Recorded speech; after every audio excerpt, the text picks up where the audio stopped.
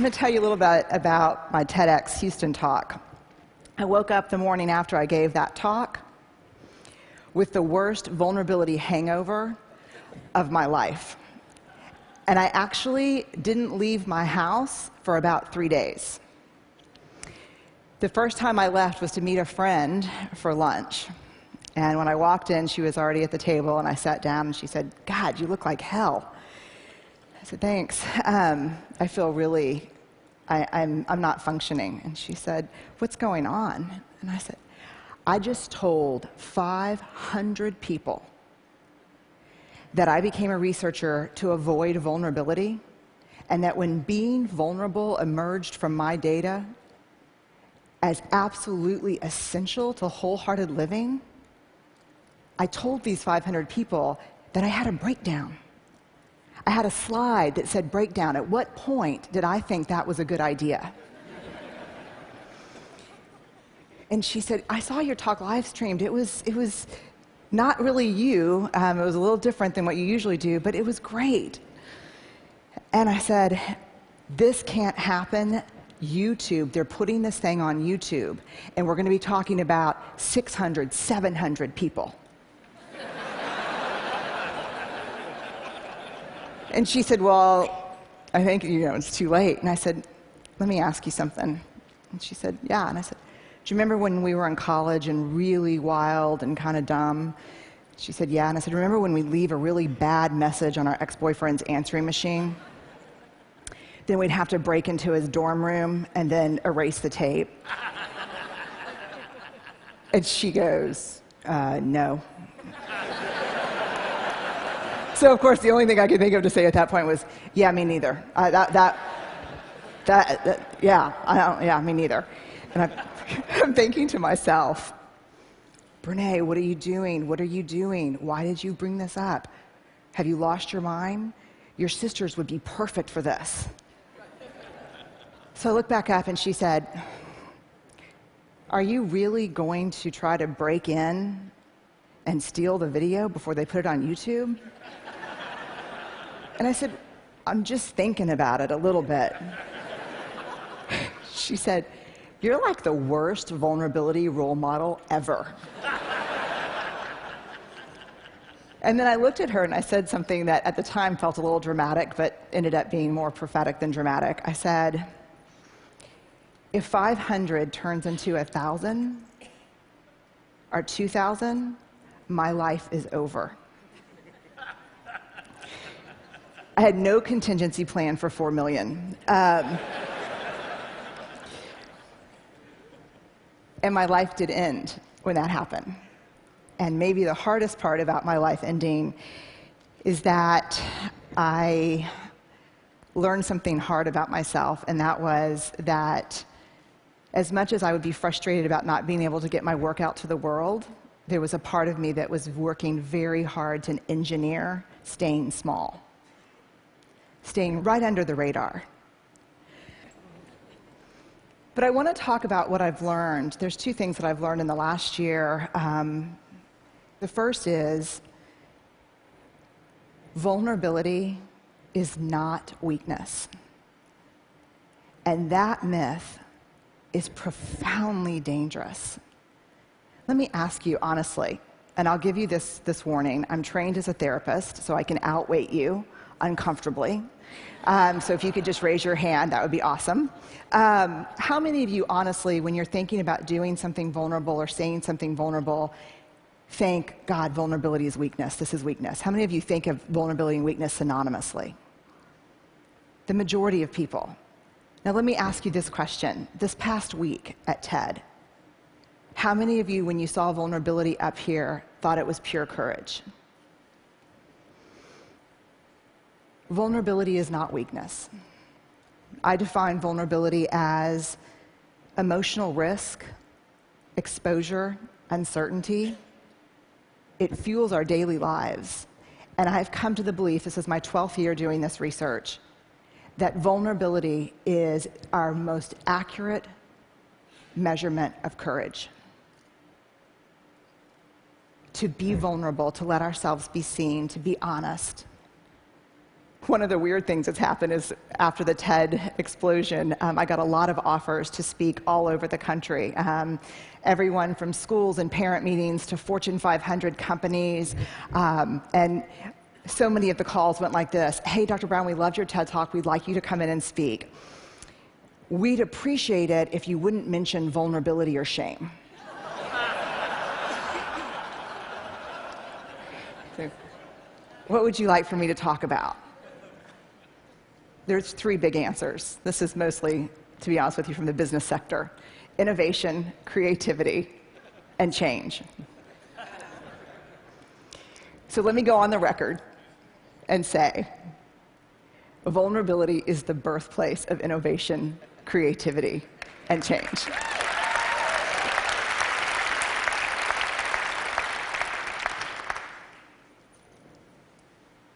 To create is to make something that has never existed before.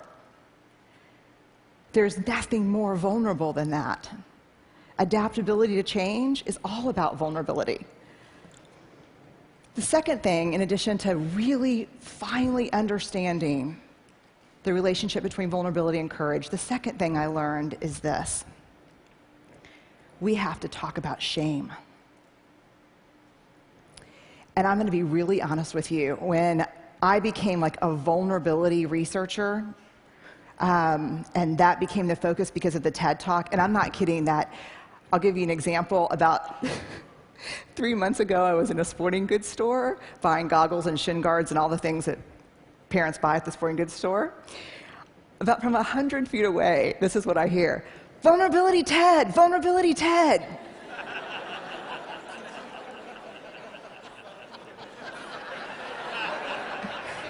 Yeah, I'm a fifth-generation Texan. Our family motto is lock and load. I am not a natural vulnerability researcher. So I'm like, just keep walking, she's on my six. And then I hear, vulnerability TED. I turn around and I go, hi. She's right here. And she said, you're the shame researcher who had the breakdown.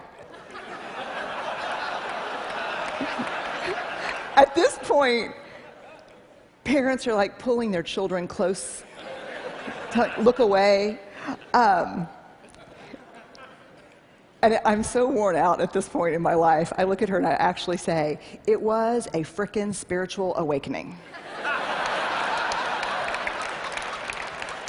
And she looks back and does this. I know. And she said, we watched your TED Talk in my book club. Then we read your book, and we renamed ourselves the Breakdown Babes. And she said, our tagline is, we're falling apart, and it feels fantastic. You can only imagine what it's like for me in a faculty meeting. So when I became Vulnerability TED, like an action figure, like Ninja Barbie, but I'm Vulnerability TED, I thought, I'm going to leave that shame stuff behind, because I spent 6 years studying shame before I really started writing and talking about vulnerability. And I thought, thank God, because shame is this horrible topic. No one wants to talk about it. It's the best way to shut people down on an airplane. What do? I study shame. Oh. And I see you, you know.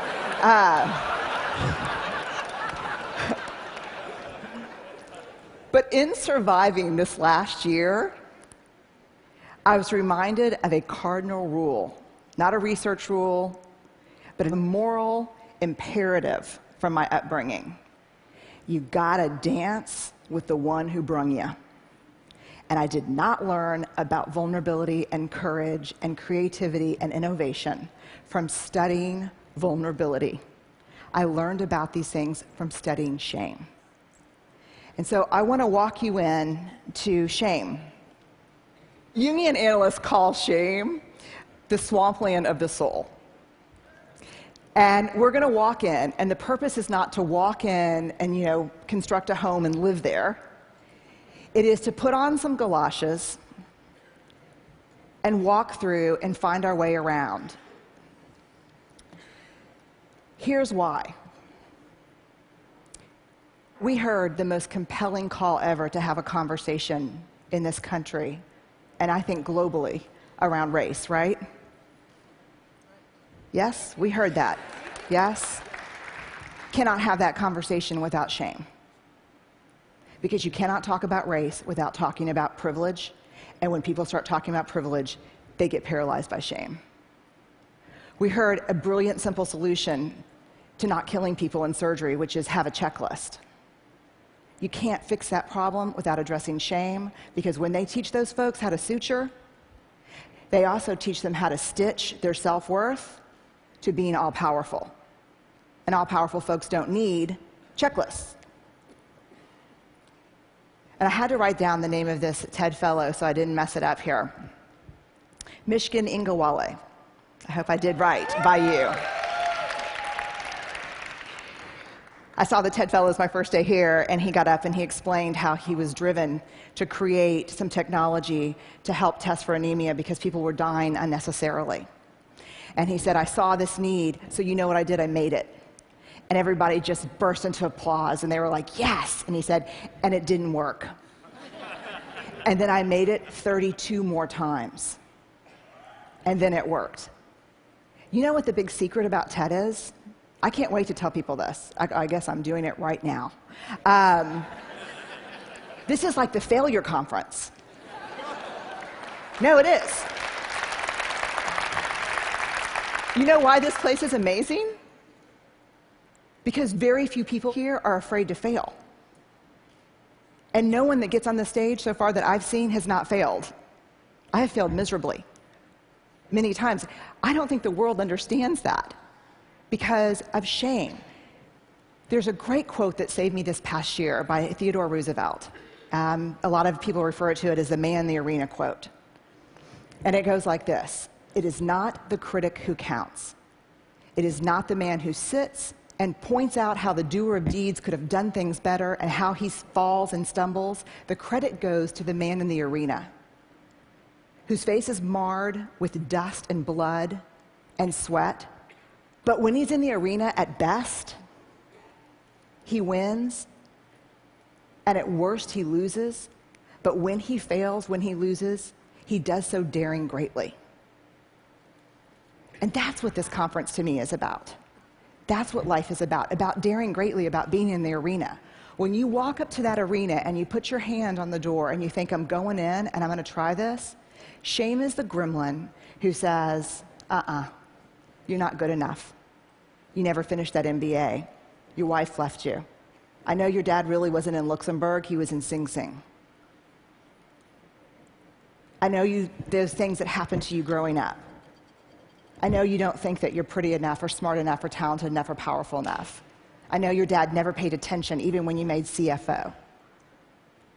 Shame is that thing. And then if we can quiet it down and walk in and say, I'm going to do this, we look up and the critic that we see pointing and laughing 99% of the time is who? Us. Shame drives two big tapes: never good enough, and if you can talk it out of that one, who do you think you are? The thing to understand about shame is it's not guilt. Shame is a focus on self, guilt is a focus on behavior. Shame is I am bad, guilt is I did something bad. How many of you, if you did something that was hurtful to me, would be willing to say, I'm sorry, I made a mistake? How many of you would be willing to say that? Guilt. I'm sorry, I made a mistake. Shame. I'm sorry, I am a mistake. There is a huge difference between shame and guilt. And here's what you need to know. Shame is highly, highly correlated with addiction, depression, violence, aggression, bullying, suicide, eating disorders. And here's what you even need to know more. Guilt, inversely correlated with those things. The ability to hold something we've done or failed to do up against who we want to be is incredibly adaptive. It's uncomfortable, but it's adaptive. The other thing you need to know about shame is it's absolutely organized by gender. If shame washes over me and washes over Chris, it's going to feel the same. Everyone sitting in here knows the warm wash of shame. We're pretty sure that the only people who don't experience shame are people who have no capacity for connection or empathy. Which means, yes, I have a little shame, no, I'm a sociopath. So I would opt for yes, you have a little shame. Shame feels the same for men and women, but it's organized by gender. For women, the best example I can give you is Anjali, the commercial. I can put the wash on the line, pack the lunches, hand out the kisses, and be work at 5 to 9. I can bring home the bacon, fry it up in the pan, and never let you forget you're a man. For women, shame is do it all, do it perfectly, and never let them see you sweat. I don't know how much perfume that commercial sold, but I guarantee you it moved a lot of antidepressants and anti-anxiety meds.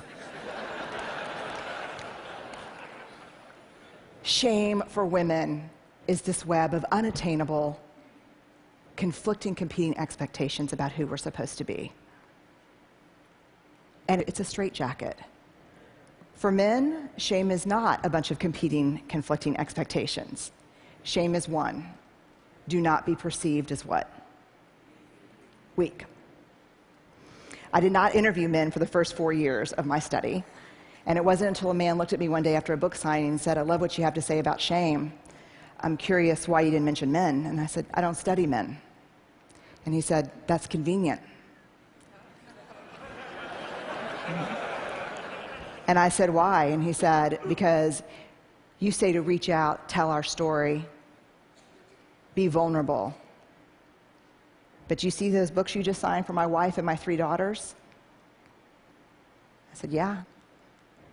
They'd rather me die on top of my white horse than watch me fall down. When we reach out and be vulnerable, we get the shit beat out of us.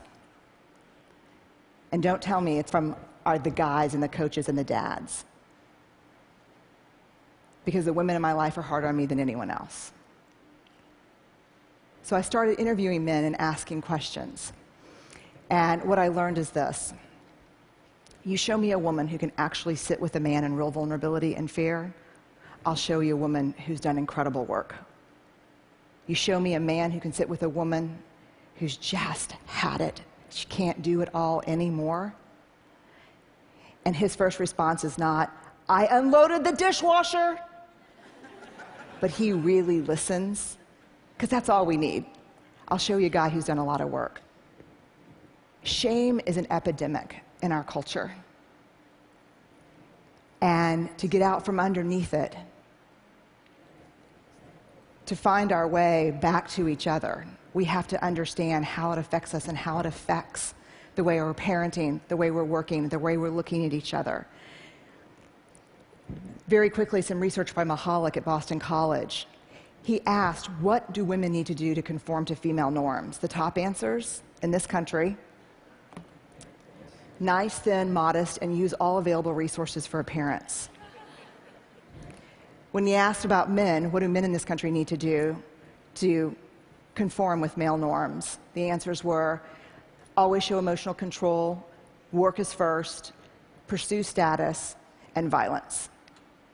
If we're going to find our way back to each other, we have to understand and know empathy, because empathy is the antidote to shame. If you put shame in a petri dish, it needs 3 things to grow exponentially: secrecy, silence, and judgment. If you put the same amount of shame in a petri dish and douse it with empathy, it can't survive. The 2 most powerful words when we're in struggle: me too. And so I'll leave you with this thought. If we're going to find our way back to each other, vulnerability is going to be that path.